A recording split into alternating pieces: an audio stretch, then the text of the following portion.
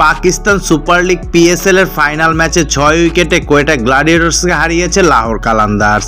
এই নিয়ে 4 বছরের মধ্যে 3বার পিএসএল এ শিরোপা জিতল লাহোর। লাহোরের গাদ্দাফি স্টেডিয়ামে টসে জিতে আগে ব্যাট করতে নামে কোয়েটা গ্ল্যাডিয়েটর্স। আগে ব্যাটিংয়ে নেমে নির্ধারিত 20 ওভারের খেলা শেষে 9 উইকেট হারিয়ে 201 রান সংগ্রহ দাঁড় করায় কোয়েটা। 43 বলে 76 রানের ইনিংস খেলেন হাসান নেওয়াজ। লাহোরের হয়ে এদিন 42 রান খরচায় 1 উইকেট শিকার করেন বাংলাদেশের লেগ স্পিনার রিশাদ হোসেন। বাকিদের মধ্যে 3টি উইকেট নেন শাহিন শাহ আফ্রিদি, 2টি করে উইকেট তোলেন সালমান মির্জা এবং হ্যারিস রফ।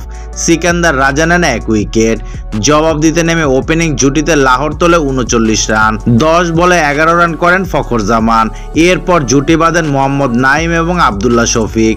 নাইম খেলেন 27 বলে 46 রানের ইনিংস, শফিক করেছে 28 বলে 41 রান।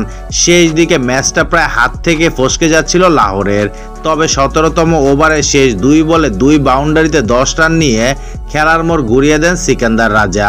আরেক প্রান্তে জ্বর তোলেন কৌশল পেরেরা, দুমদারাক্কা ব্যাটিংয়ে তুলে নেন দারুণ এক 50।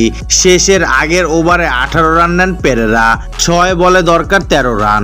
স্ট্রাইকে রাজা, প্রথম বলে ওয়াইড, পরের বলে 1 রান নেন রাজা। স্ট্রাইকে ফেরেন পেরেরা, পরের 2 বলে আসে 3 রান। স্ট্রাইকে এবার রাজা, 3 বলে দরকার 8 রান। দারুণ এক ছক্কা হাঁকান রাজা, পরের বলে 4 মেরে 1 বল হাতে রেখে দলকে জেতান সিকান্দার রাজা। 1 বল হাতে রেখে 6 উইকেটে জয় পায় লাহোর কালান্দার্স।